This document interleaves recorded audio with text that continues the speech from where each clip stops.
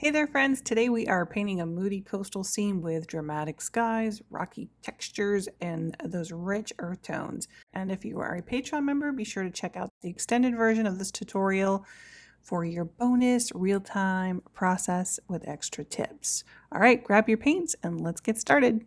I've got my Fabriano paper. This is 100% cotton. You guys will be seeing me use this a lot because I've been traveling and it's a great travel pad because I don't have to bring my tape with me. And then I have a really nice brush, you guys. This one is a medium Siberian elk. They're handmade one by Lebanzon Brushes. Absolutely gorgeous. Real Siberian elk fur on here. And I'm excited to use this one. It has got an incredible point on there. So I'm using this. I'm also using my Rosa paints. Again, I'm using this. It's a great travel one. So I can just snap that closed. And I did do a night sky, kind of a moody looking sky. So we're going to do something similar to this one today. But I have a photograph of Maine. It's a bright sunny day, but we're not going to do bright sunny day. We're going to do the dark and stormy. So I have Indigo here. Let's spritz these real quick. Whoops, wrong way. I've already spritzed them once, but it was a little bit ago. So I'm going to use, this is my Paynes gray. This is my Indigo. You can see Indigo has a little bit more blue-green to it. So I might use both of those and kind of work them together. I'm going to rinse my brush off. So I just want to add just water to the top portion of my paper. It's got a little tint to it.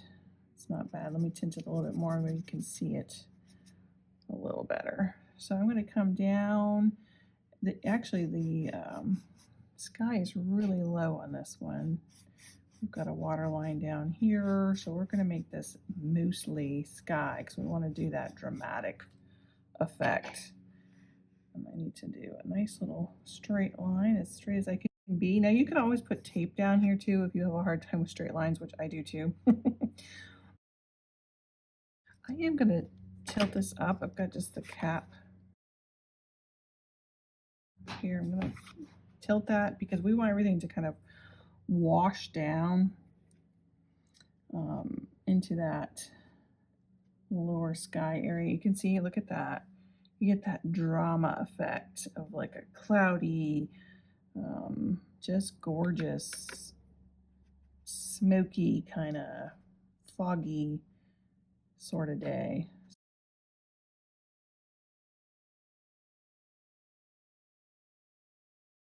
Look how dark that gets. Dark and dramatic. I like to get the darkness up near the top. You can keep adding it. As long as this is wet, you can keep adding that color. And I can tip it up.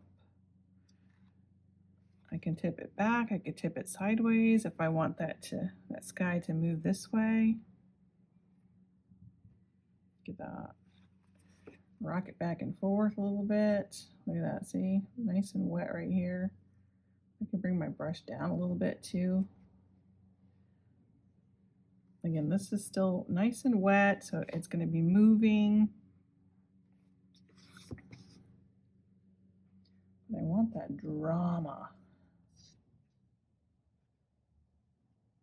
I might attach a little bit of that together. I don't know.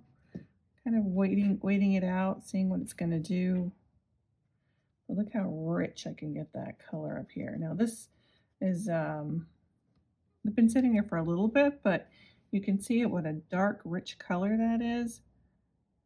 And I am just kind of watching it just to see, you know, what do I want to do? I want to bring more of that in here. Maybe it's like a, I don't know.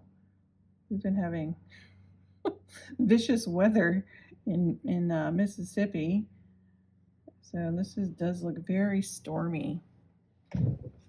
Okay, I think that is going to be it. Now I do need to wait for this to dry because I'm going to add the water line down below it as well.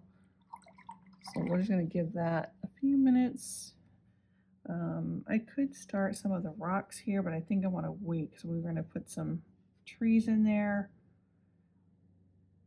And I guess we could go for it. I'm going to use a little bit of Quin Gold. Now, if you don't have Quin Gold is really nice because it's a little bit more not opaque. I can't talk today. So I'm going to come down, fill in some of this area. Now this is not necessarily this color in my photograph, but that's all right. That's the color we're going to go with. I'm going to use a little bit of this blue, little mixture of the two of them together. That makes some great rocks. Look at that. Little dry brush. Again, I don't want to spend too much time on this. I don't want to do every little crevice and crack, but I'm going to give it the illusion that we do have a few of them in here. This, let me look at that. It's like writing with a pen. Beautiful. Look at the looseness that you get with that. Movement. That's just so much fun. Okay, we've got a nice rocky edge here. I'm losing some of that light, so I've got to be careful. Let's rinse that brush off. I think I'm going to add a little bit more Quin Gold in here. Don't want to skip out on all that white. It's really easy, isn't it, to get rid of all that white in there, but that's going to give you that natural light. I mean, it is reflecting from this here. So I think that's all I'm going to do for that. Now you could put some salt in here if you wanted to, but I don't want to wait for that. You could do a little bit of splatter. Again, anything that's going to create a little bit of texture in those rocks. I've got my little palette knife here. I could do a little scraping. And look, I just create some texture in there. I can flatten this out now.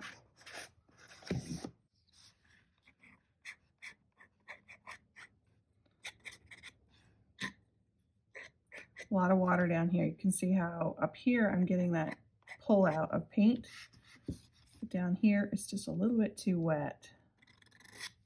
So I'm not getting much. And you can see it got a little muddied there because I've mixed some of that yellow with the blue, or the Quin with the Paynes gray. So I can even lift some of that out.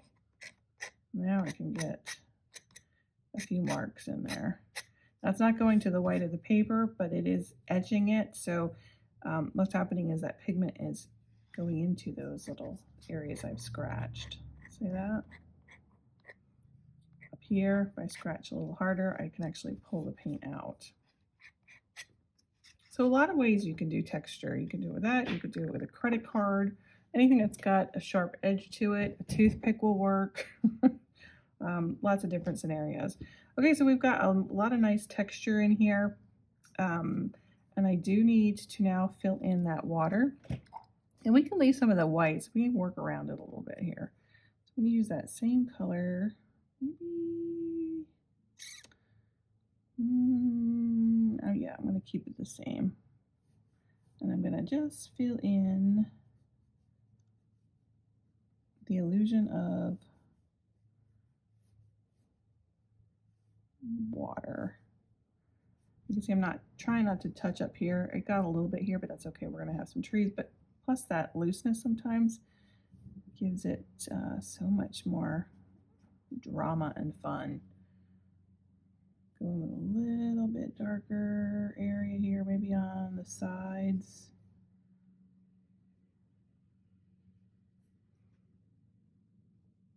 Okay, so again, it looks like the water. It's got some texture to it. And we could try to see what's going to happen with our trees. So I'm going to keep that same blue, but I'm going to add some green to it. So it's going to be pretty dark. And you figure, I mean, if it's a really dark day like this, it's going to be dark anyway. All right, so I'm adding that green right to that same color. So let's test this out. I'm going to put a tree here. So see how that's moving and blooming?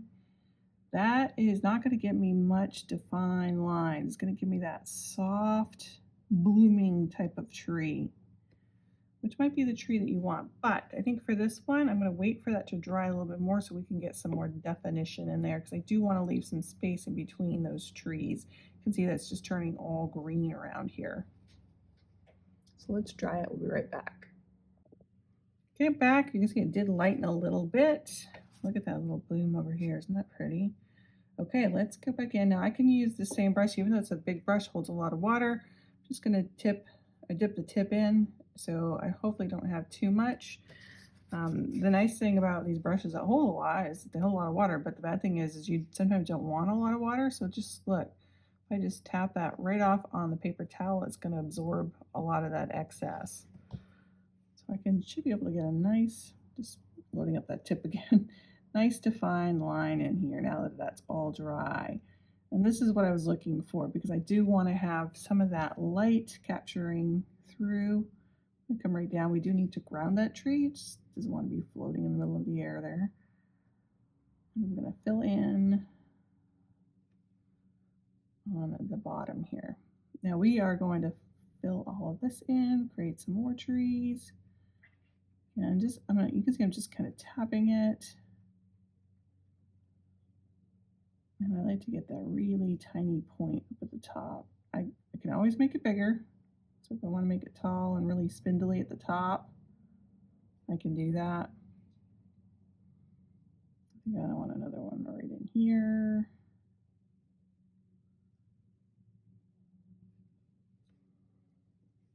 And we have a couple just kind of hanging out on this little rock here.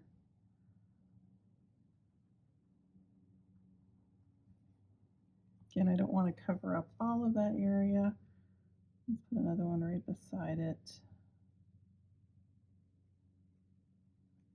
Now, if you are having a hard time watching this because you want to paint along, you can watch it the first time and then just go right back and watch it a second time, and you can paint along, because then you kind of have an idea of what I'm doing. Sometimes it's tough when you first watch a tutorial, you're trying to follow along. But once you have watched it once, you can know what's coming up. And you can pause me, you can stop it, you can rewind it. So I think it just makes it a little easier. I'm going to stick another one here.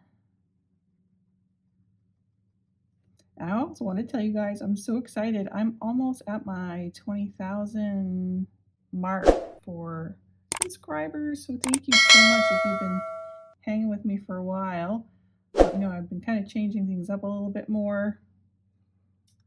Changing up my tutorials slightly, giving you a little bit more tutorials. I kind of stepped back from that because I thought people wanted more how-tos or whys, and YouTube is just wild right now anyway. So I thought I would just simplify, because I was having a hard time keeping up, and I just wouldn't post because I was just, between everything else that you have to do, I just wasn't getting it done. So thank you if you've been following me for a while. If you're new here, welcome. I'm having a lot of fun doing it this way, by the way. Random question here. How many of you have been to Maine? And what did you think of it? If you had fun with this one, don't forget to give it a thumbs up and subscribe for more weekly watercolor tutorials. And if you want real-time lessons or exclusive behind-the-scene content, you can find all of that and more over on my Patreon, and I will give you the link in the description box below. Speaking of patrons, stick around because we're going to be doing your bonus piece. Until next time, keep creating and stay inspired. Bye!